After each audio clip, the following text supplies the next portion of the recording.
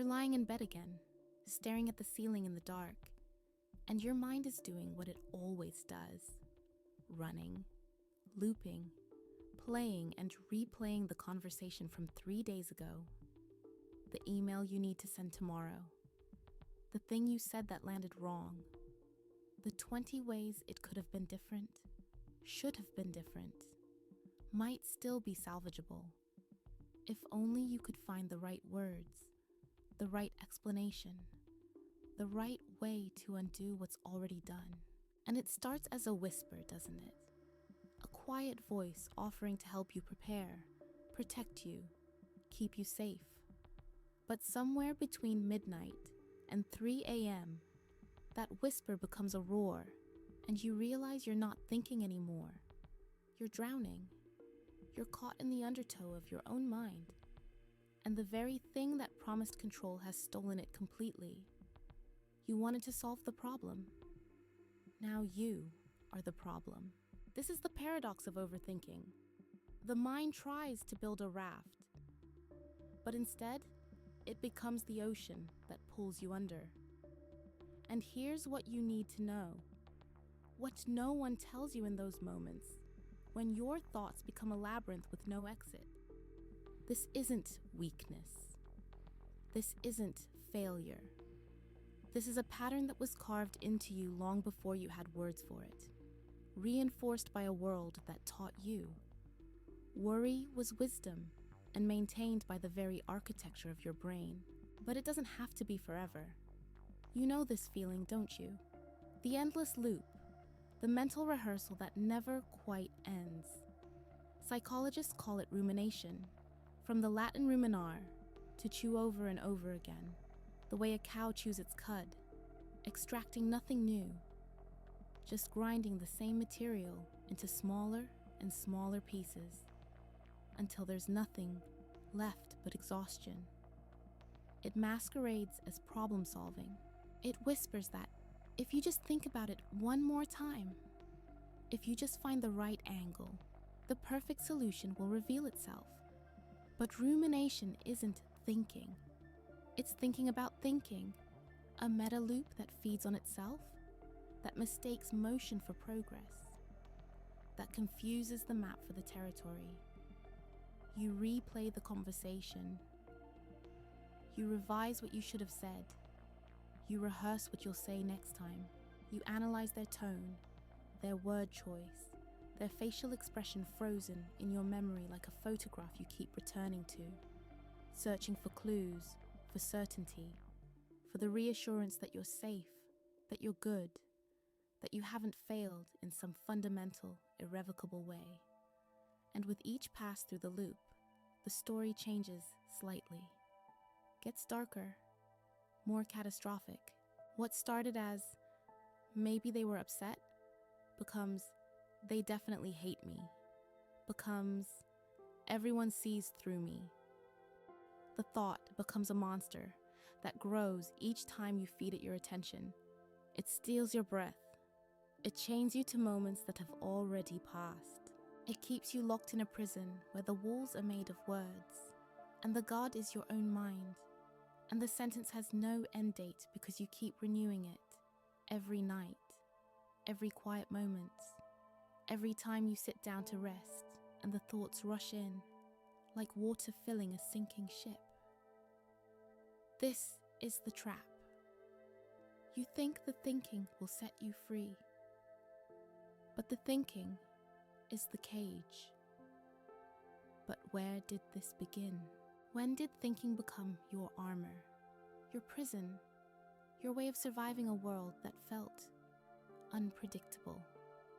Close your eyes and go back to the child you were, lying in bed at night, listening to voices in the other room. Were they angry? Listening to footsteps? Were they coming closer? Listening to silence? What did it mean?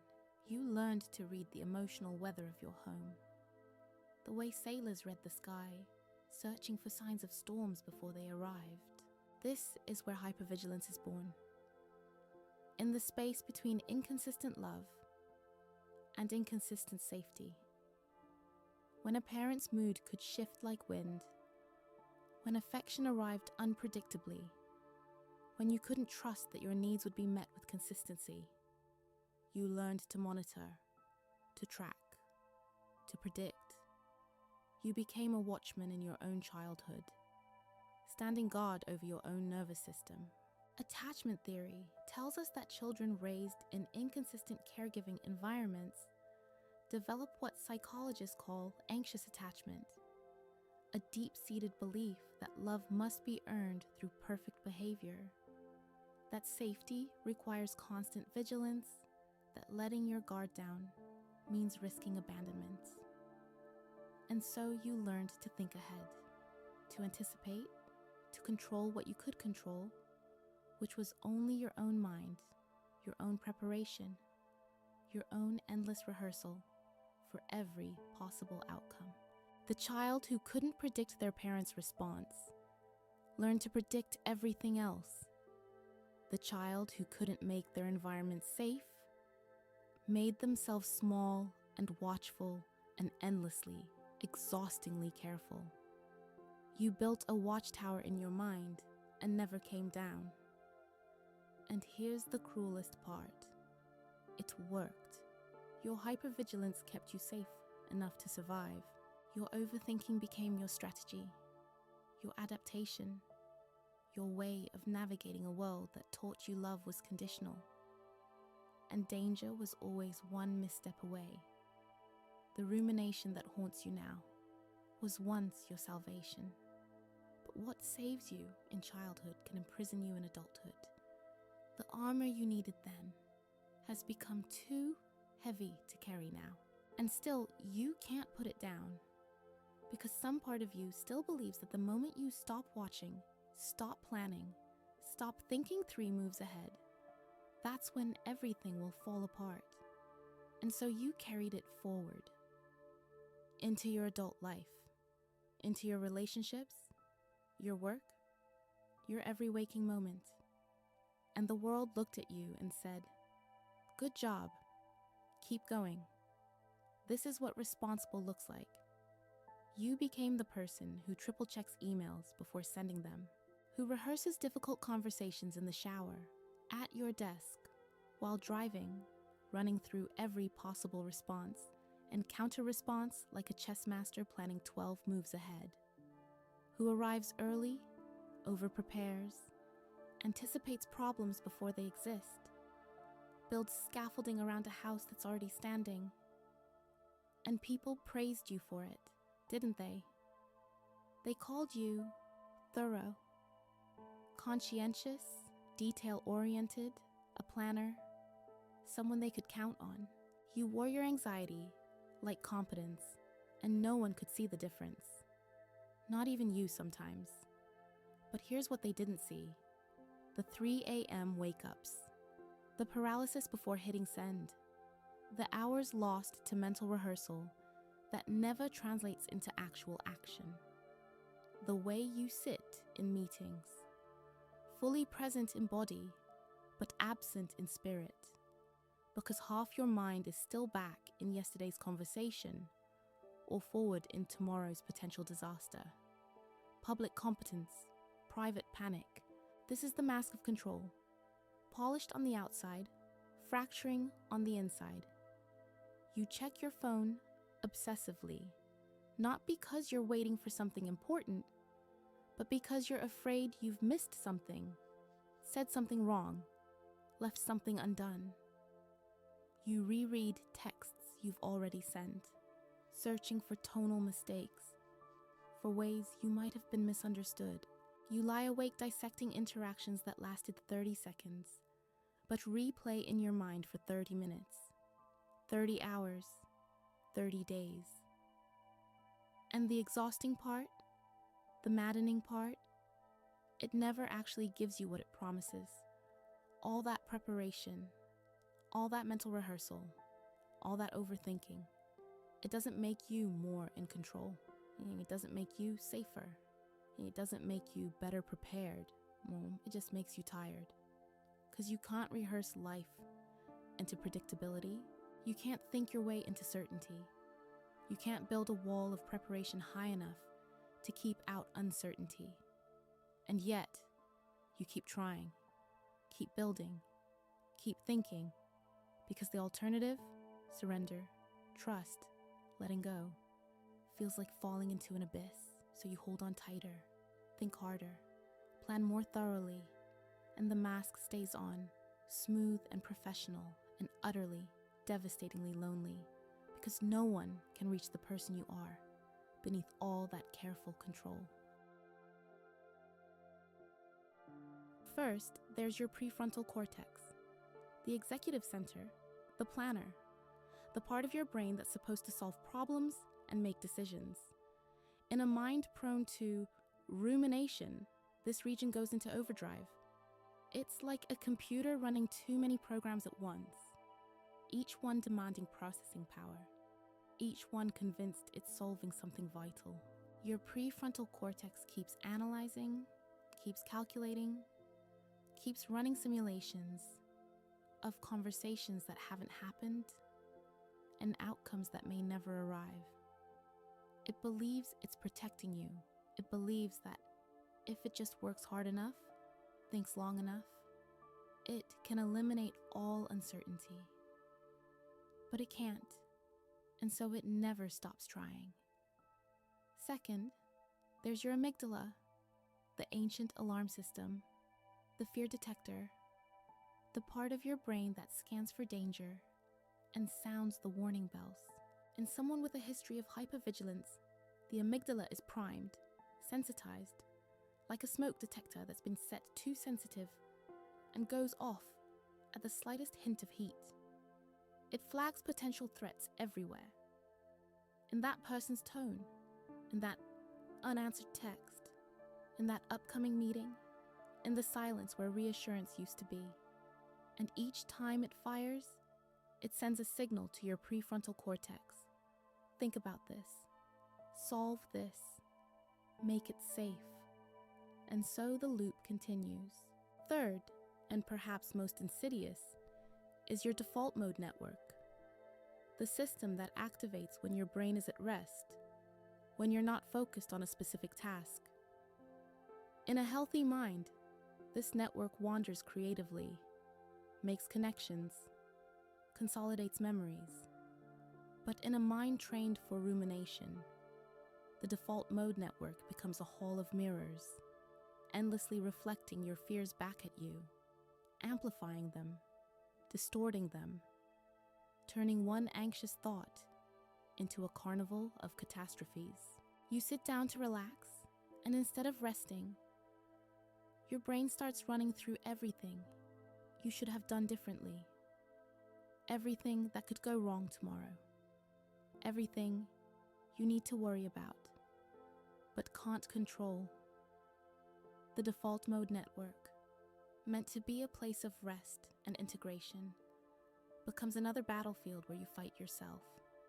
And here's the neural truth that no one tells you. These circuits strengthen with use. Every time you ruminate, every time you loop through the same anxious thoughts, you're reinforcing the pathways that make overthinking easier, more automatic, more inescapable. The neurons that fire together, wire together. Your brain becomes more efficient at the very thing that's destroying your peace. This is why willpower alone won't free you. You're not fighting thoughts. You're fighting circuitry that has been carved into your nervous system through years of repetition, years of adaptation, years of trying to survive by thinking your way to safety. Your brain isn't broken. It's just learned too well. And so the mind that was supposed to protect you begins to betray you. The thinking that promised clarity delivers only confusion. The preparation that promised control delivers only paralysis. You know this sequence, don't you? You need to make a decision, a simple one sometimes, like which job offer to accept, which message to send, whether to speak up or stay silent. And instead of choosing, you spiral. You list the pros and cons. You imagine every possible outcome. You consult your anxiety, like an oracle, asking it to predict futures that haven't been written yet, demanding certainty from a universe that offers none. And while you're thinking, life moves on without you. The opportunity closes. The moment passes. The person you wanted to reach out to assumes your silence means disinterest. And they move on too. You wanted to protect yourself from making the wrong choice, so you made no choice at all. And that became its own kind of wrong. This is the cost of overthinking. It steals time. It steals presence. It steals the possibility of spontaneity, of joy, of connection that doesn't have to be perfectly scripted first. You sit across from someone you love, and they're talking to you, sharing something vulnerable, something real, and you're nodding. You're making the right facial expressions, but inside your mind is somewhere else entirely. Back in this morning's tense exchange, forward in tonight's possible conflict, sideways in the interpretation of their words, searching for hidden meanings, for signs of disappointment, for evidence that you're failing them in ways you can't yet name. And they can feel it. They can feel your absence, even while you're sitting right there. Intimacy requires presence, and overthinking is the theft of presence. It builds invisible walls between you and everyone you love, because you can't truly be with someone when half of you is trapped in the labyrinth of your own mind. Relationships fray, not because you don't care. You care too much. Not because you're not trying. You're trying too hard. But because all that mental effort, all that careful analysis, all that endless rehearsal creates a distance that no amount of thinking can bridge. And the cruelest irony, you're overthinking because you're afraid of loss, afraid of rejection, afraid of getting it wrong. And the overthinking itself becomes the thing that drives people away, that makes you less available, less authentic, less able to receive the connection you're so desperately trying to secure. You chase certainty, but certainty doesn't exist. Not in relationships, not in career paths, not in life. The overthinking promises you'll find it if you just think long enough, hard enough, carefully enough. But certainty is a mirage that recedes with every step you take toward it. And while you chase it, your life, your actual, irreplaceable, finite life is happening now. Not in the past you keep revising. Not in the future you keep rehearsing. Now. And you're missing it. The thinking has become the thief. And what it's stealing is everything. But here's what makes this trap so hard to escape. The world keeps telling you this is good. The culture keeps rewarding the very patterns that are destroying your peace. Think about it. From the moment you entered school, you were taught that the worried student is the good student, the one who checks their work 3 times, the one who stays up late, loses sleep over grades, obsesses over every assignment until it's perfect, or past the deadline, because perfect never quite arrives. Anxiety was rebranded as diligence, and you learned to wear your worry like a badge of honor. And then you entered the workplace, and the message only intensified. The culture of busyness, of optimization, of perpetual productivity that mistakes exhaustion for dedication. You're praised for answering emails at midnight, for thinking about work on weekends, for never quite disconnecting, never quite resting, because rest feels like falling behind, and falling behind feels like failure. Overthinking gets dressed up in professional language, strategic thinking, risk assessment, scenario planning, being thorough, being prepared. And yes, there's a place for thoughtful consideration. But somewhere along the way, thoughtfulness metastasized into something else, into the belief that if you're not worrying, you're not working hard enough. That peace of mind is the privilege of the irresponsible. That surrender is synonymous with giving up. The culture tells you that your value is measured by your productivity, and productivity is measured by how much you sacrifice. Your sleep, your presence, your peace. And overthinking fits perfectly into this machinery. It keeps you perpetually engaged, perpetually anxious, perpetually convinced that if you just work harder, think more carefully, prepare more thoroughly, you'll finally be safe, finally be enough, finally be able to rest.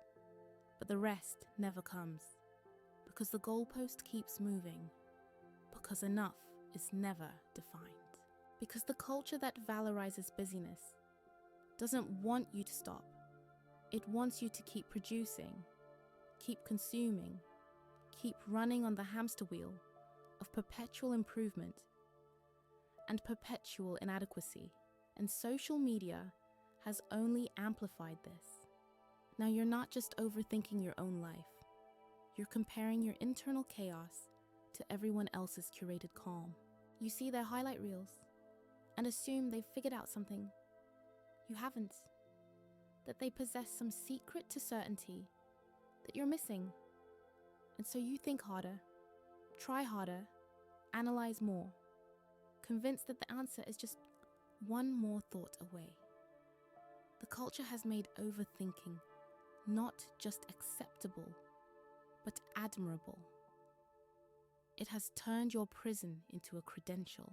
And until you see this, until you recognize that the society praising your anxiety has its own agenda, its own need for your perpetual productivity and perpetual insecurity, you'll keep believing that the problem is you, that you just need to think better, be better, try harder. But you don't need to be better. You need to be free. And freedom begins with seeing the cage for what it is. And your body knows. Your body has been keeping score all along, even when your mind was too busy thinking to notice. It's there in the tightness across your chest, like stones being stacked one by one until you can barely draw a full breath.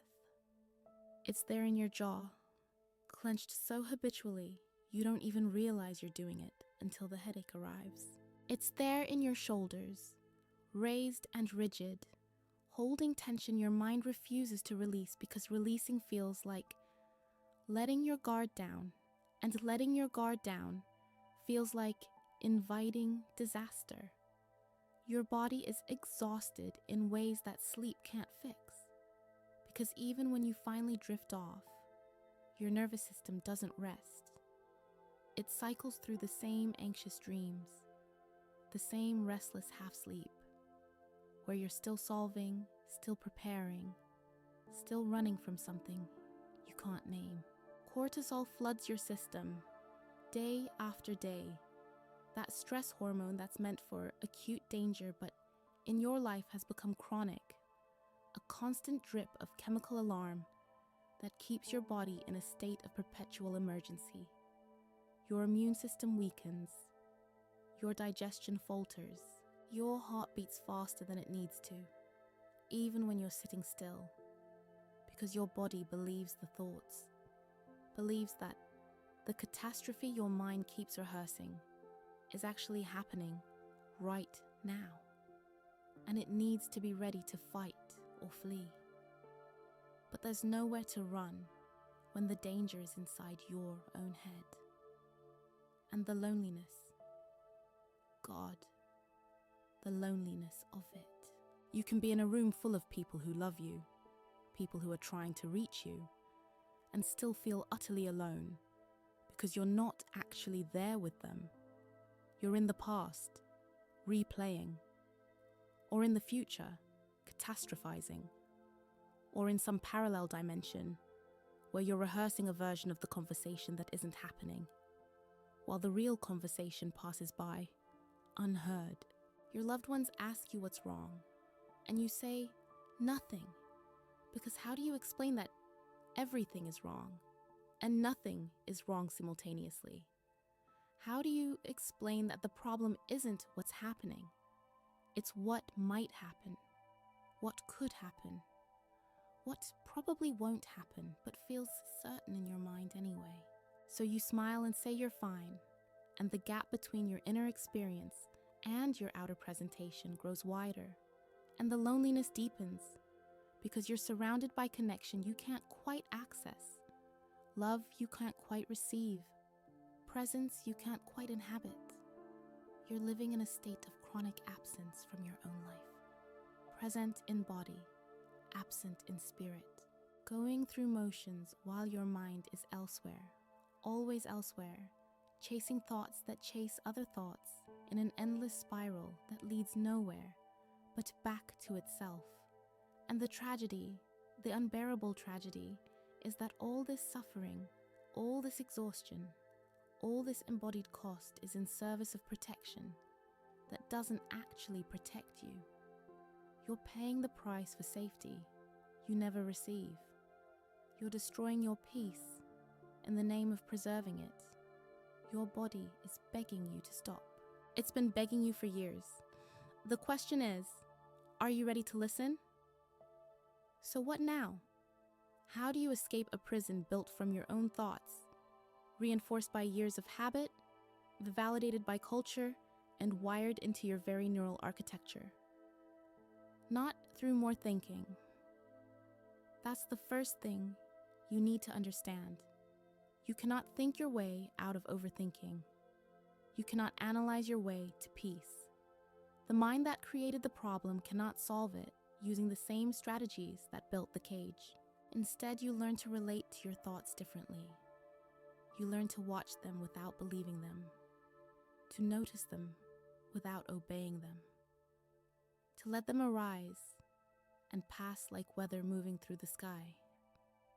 This is mindfulness, not as a buzzword, not as another self-improvement task to perfect, but as a fundamental shift in your relationship with your own mind. You begin to notice, I'm thinking about the conversation again. I'm looping, I'm rehearsing.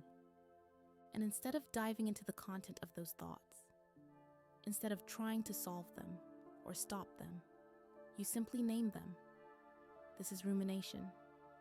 This is the pattern. And in that naming, something shifts. You create a tiny space between you and the thought. You're no longer the thought. You're the one noticing the thought. And that space, small as it is where freedom lives. Cognitive diffusion is what psychologists call this practice. Imagine your thoughts as leaves floating down a river. You're standing on the bank, watching them pass. Some leaves are labeled worry about work. Some say replay of yesterday's conversation. Some carry catastrophic predictions about tomorrow, and you watch them drift by. You don't jump in the river. You don't grab the leaves and study them. You just watch. You acknowledge. You let them move. This doesn't mean the thoughts stop coming. They won't. Not right away. Maybe not ever. But they lose their power when you stop mistaking them for truth, for commands, for emergencies that require immediate action. And you learn to set boundaries with your own mind. When the rumination starts at 11 p.m., when you're lying in bed and the loop begins, you practice saying, not now, not with harshness, not with judgment, but with the gentle firmness you'd use with a child who's afraid of monsters under the bed. I hear you. I see you're worried, but not now. Now is for rest. You can even schedule your worry. Set aside 15 minutes in the afternoon, your designated overthinking time. When anxious thoughts arise outside that window, you tell them, I'll think about you at 3 p.m. For now, I'm doing something else. And remarkably, often this works. The mind just wants to be heard. Give it a time and place, and it's less likely to hijack your entire day. But perhaps the most radical practice, the one that feels most impossible and most necessary, learning to tolerate uncertainty, learning to sit with the discomfort of not knowing how things will turn out, not having all the answers, not being able to control outcomes, no matter how much you think about them. This is surrender, not as defeat, but as release. Surrender is recognizing that your overthinking isn't giving you control anyway. It's giving you the illusion of control while stealing your peace. Real control, paradoxically, comes from letting go, from accepting that you cannot think your way into certainty, and that maybe, just maybe, you don't need certainty to be okay. You practice sitting with the question and not rushing to answer it. You practice being in the tension without trying to resolve it. You practice trusting that you'll figure it out when you need to, that your intuition is wiser than your anxiety, that the path will reveal itself when you stop trying to illuminate every step before you take it. And slowly, not overnight, not perfectly, but gradually, the grip loosens. The thoughts still come, but they don't consume you. The worries still arise, but they don't define you.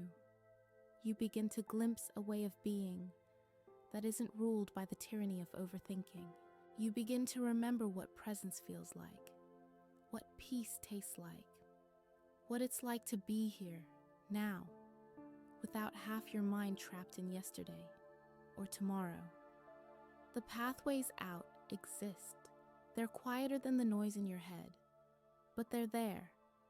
And they begin the moment you decide you're tired of fighting yourself. The moment you decide that peace isn't something you earn through perfect thinking, it's something you allow by thinking less. The ancient Stoics spoke of the inner citadel, that unconquerable fortress within you, that no external circumstance can touch, no anxious thought can breach. Marcus Aurelius, Emperor of Rome, lying in his tent at war, writing to himself in the dark. You have power over your mind, not outside events. Realize this, and you will find strength, not power to stop the thoughts, but power to recognize you are larger than them, that you contain them, but they do not contain you. In the Eastern traditions, they speak of the sky metaphor. Your thoughts are clouds, sometimes dark and stormy, sometimes light and passing, but you are the sky itself, vast and unchanging, untroubled by the weather that moves through it. The sky doesn't resist the clouds. It doesn't fight them or fear them. It simply holds them, allows them, watches them pass. And when the storm has moved through, the sky remains, clear and infinite, and utterly itself. This is the shift from identification to witnessing, from being the thinker to being the awareness that notices thinking, from being the wave to recognizing you're the ocean. When you're identified with your thoughts, every wave feels like a crisis. Every anxious thought feels like a threat to your very existence. You grip, you fight, you try to control the waves, because you believe you are the waves. And if they overwhelm you, you'll cease to exist. But when you recognize yourself as the ocean, the waves lose their terror. They rise and fall, crash and recede, and you remain vast, deep, undisturbed in your depths, even when the surface churns. This isn't spiritual bypassing, pretending the pain doesn't exist, transcending your humanity into some false enlightenment. The waves are real, the suffering is real, the exhaustion is real, but what's also real More real, more fundamental, is the consciousness beneath it all. The awareness that can hold the pain without being destroyed by it. You practice this by returning, again and again, to the simple question: who is noticing the overthinking? When you catch yourself in the loop, pause and ask, who is aware that I'm looping? There's the thought. And there's the you that sees the thought. The thought is temporary, fleeting, ultimately empty of substance, but the awareness, the witness, that's what you are. That's what has always been there, unchanging, beneath every storm your mind has created. And from this place of witnessing, something remarkable happens. You stop trying to fight the waves and start learning to float. You stop trying to control the thoughts and start allowing them to be exactly what they are. Mental events, temporary visitors, clouds passing through your sky. The Stoics called this amor fati, love of fate, acceptance of what is. Not resignation, not passivity, but a radical embrace of reality as it unfolds, messy and uncertain and beyond your control. When you stop demanding that life be different, when you stop exhausting yourself trying to think your way into a different reality, you discover that this reality, this moment, exactly as it is enough. You are enough, even with the anxious thoughts, even with the uncertainty, even without all the answers. This is the philosophical ground beneath all the techniques. The recognition that your essence is not defined by your mental weather. You are the space. You are the sky. You are the ocean. And no storm can touch what you truly are. The overthinking wants you to believe you're fragile, that you need all this protection, all this mental scaffolding to survive. But you are not fragile. You're vast. And when you touch that vastness, even for a moment, the urgency of the thoughts begins to dissolve. Not because they're solved, but because you've remembered something deeper than solutions. You've remembered who you are. So here you are, still lying in bed, maybe, still staring at the ceiling, still feeling the familiar pull of the loop, the whisper that wants to become a roar. But now something is different. Now you know its name. Now you understand its origins. Not as your failure, but as your adaptation. Now you see the neural pathways, the cultural reinforcement, the childhood hypervigilance that taught you thinking was safety when safety couldn't be found anywhere else. And most importantly, now you know. This pattern doesn't define you. It's not who you are. It's just weather moving through the sky of your consciousness. And you, the vast witnessing you, can hold it without being consumed by it. The thoughts will still come. That's important to understand. This isn't about achieving some perfect state where your mind never wanders into worry, never loops into rumination, never reaches for control. You're human. Your brain is wired for survival. And sometimes survival wiring misfires in a world that's no longer as dangerous as your nervous system believes it to be. But you can learn to meet those thoughts differently, with compassion instead of judgment, with curiosity instead of fear, with the gentle knowing that you've been here before and you've survived every time, and you'll survive this too. You can practice the pause, the breath, the simple act of noticing, I'm thinking again, I'm looping, and I can choose right now to step back and watch instead of diving in. You can set the boundary, not now, later, or maybe never, because this worry isn't mine to solve at 3 a.m. You can float with the waves instead of fighting them. You can be the sky that holds the clouds without becoming them. And gradually, in moments so small you might not notice them at first. You'll find yourself here, present, in this conversation, in this meal, in this sunset, in this embrace, not planning the next thing, not replaying the last thing, just here, just now, just this. That's what's waiting for you on the other side of overthinking. Not perfection, not the absence of thoughts, but presence. The ability to be fully alive in the only moment that actually exists, which is always, always this one. So tonight, or tomorrow morning, or whenever the loop starts again, try this. Place one hand on your chest. Feel your heartbeat. Feel your breath moving in and out. That ancient rhythm that's been keeping you alive since before you had thoughts to worry with. And whisper to yourself, as gently as you would to someone you love, I see you. I hear you. You're trying to keep me safe, but I'm safe enough right now. And right now is all we have. Then let the thought drift past like a leaf on the river. Let it go where all thoughts eventually go. Into the past, into the nothing, into the vast forgetting that waits for every worry you've ever held. And notice what remains when the thought has passed. Notice the space. Notice the stillness. Notice you. That's freedom. Not the absence of thoughts, but the presence of yourself, aware and witnessing and whole beneath every storm your mind creates. You don't have to fight anymore. You don't have to fix everything.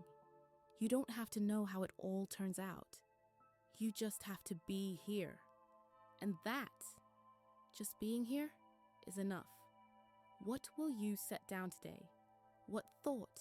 What worry? What loop will you finally let drift past without chasing it? Take a breath. Notice this moment and know that whatever you're carrying, you don't have to carry it alone. The space is here, waiting.